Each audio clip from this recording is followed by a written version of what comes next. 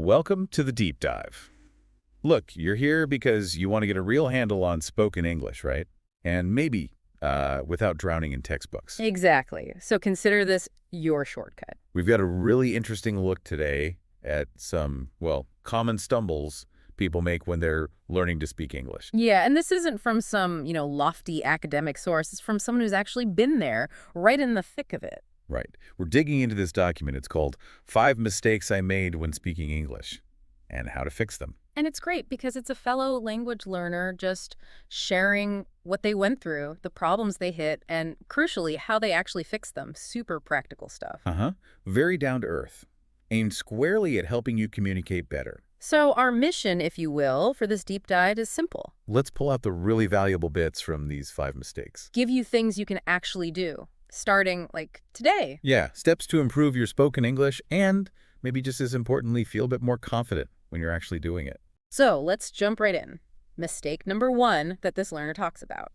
That urge, that constant need to translate everything from your native language first. It's fascinating, isn't it, how our first language is kind of like the default setting we keep falling back on. Totally. And the author gives that classic example, saying, I have 25 years. Instead of, I'm 25 years old. Oh, right. It makes perfect sense if you translate directly from, say, French or Spanish. But in English, it just sounds off, a bit unnatural. And it really highlights that difference, doesn't it? It's not just about swapping words. No, the whole structure, the grammar, how we even talk about basic things like age, it can be totally different. And that constant mental back and forth, that translation process, it just slows everything down. Yeah, and you end up with English that sounds a little bit constructed, Yeah. exactly. Not natural, not flowing. And what it really stops you doing is just engaging directly with English. You stay kind of tied to your first language. Instead of getting that intuitive feel for English itself. Mm-hmm. Okay, so how do we fix it? How do we break that habit, according to the source? Well, the big idea is starting to actually think in English. Okay, that sounds big. Maybe a little daunting. It does, but the author breaks it down into really practical, small steps. Things like just labeling objects around your home in English. Like putting a label on your table, your lamp, your phone. Exactly, little visual cues. It starts creating that direct link, Objects straight to English word, no translation step needed. That makes sense. Takes it out of the abstract and puts it right there in your room. And then there's keeping a simple journal, just writing a sentence or two in English each day, or even just talking to yourself in English. Like narrating what you're doing. I'm making coffee now. Yeah. It sounds maybe a bit odd, but it builds that internal monologue. You get used to the rhythm, the phrasing, without any pressure. Okay, I like that. And what about common phrases? The source mentions those too. Right. Instead of building every sentence from scratch, word by translated word. You just grab these ready-made chunks that native speakers use all the time, like conversational building blocks. Precisely. And the final piece they mention, which I think is key, is switching to an English dictionary. So you look up an English word and the definition is also in English. Yeah. It forces you to stay within the language, to understand the word in its English context, instead of constantly jumping back to your native language. Okay. So, maybe for everyone listening, how often are you actually, consciously or not, translating before you speak? And could you see how just trying one of these things, maybe the labeling or the journaling, could start to shift that this week? Yeah, something to think about. Okay, let's move to the second challenge. This is a big one, I think. Fear. The fear of making mistakes. Oh, yeah. I think pretty much everyone learning anything new feels this, but maybe especially with language. The author talks about just freezing up, Yeah. holding back in conversations because you're worried about getting the grammar wrong or mispronouncing something. It's such a common hurdle, that fear of judgment or just not being understood. It can feel really powerful. And this is the crucial point the source makes, if you avoid speaking because you're scared. You're actually robbing yourself of the chance to practice and get better. It's a total catch-22, isn't it? It really is. Practice makes, well, maybe not perfect, but definitely better. And the source says something important here. Mistakes aren't just like an annoying side effect. No, they're essential. They are part of the process. Even native speakers mess up sometimes. We stumble over words, use the wrong tense occasionally. Right. So letting that fear of not being perfect paralyze you just holds you back. So what did our learners suggest? How do you get over this fear? Well, it's about actively looking for chances to speak, even if it feels a bit scary. like talking to friends who are maybe also learning. Yeah, or joining language exchanges. Those can be great because everyone's there to learn and support each other. Or even just practicing out loud by yourself. The main thing is creating a space where it feels okay to, experiment a bit.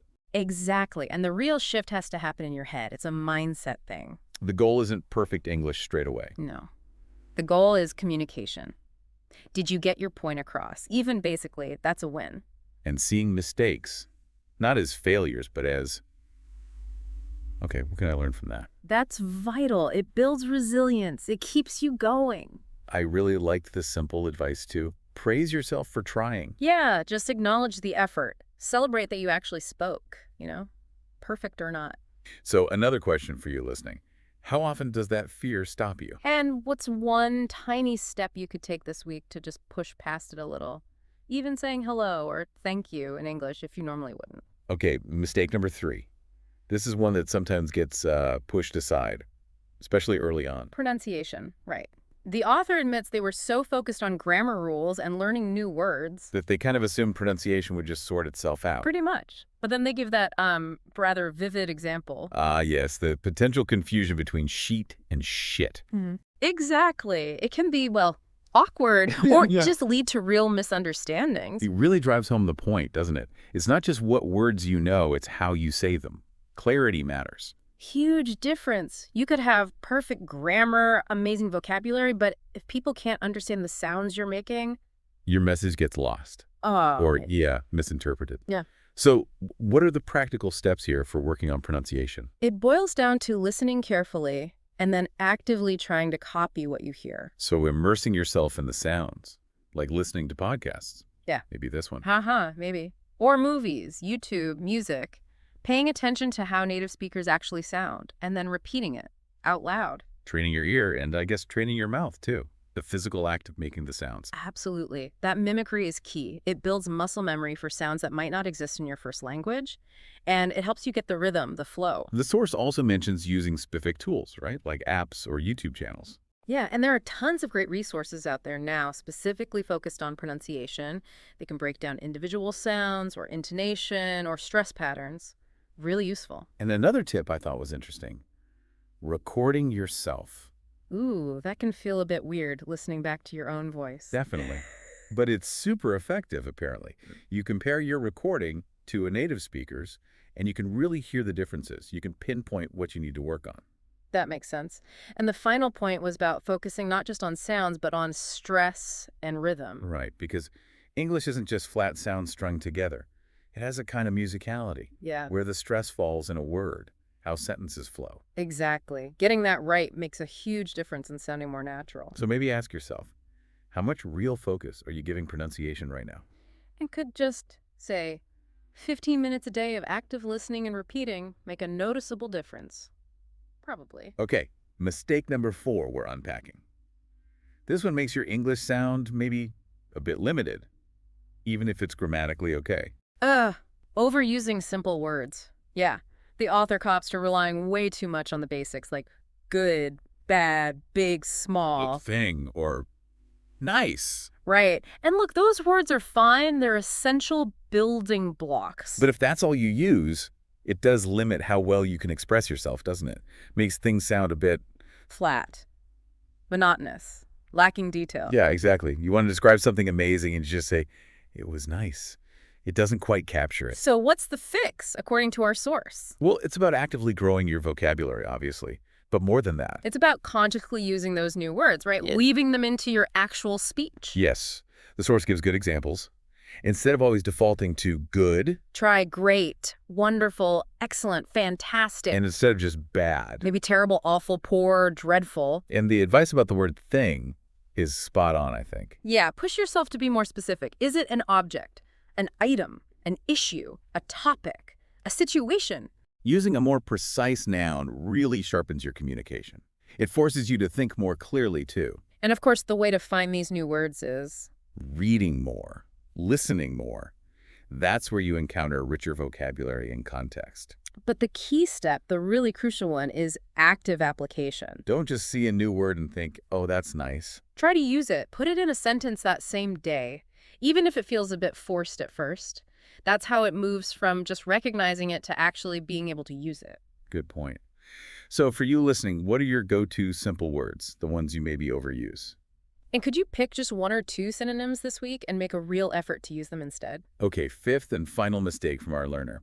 This one's maybe a bit counterintuitive. Trying to speak too fast to sound fluent. Right, like there's this idea that speed equals fluency, that talking really fast makes you sound like a native speaker.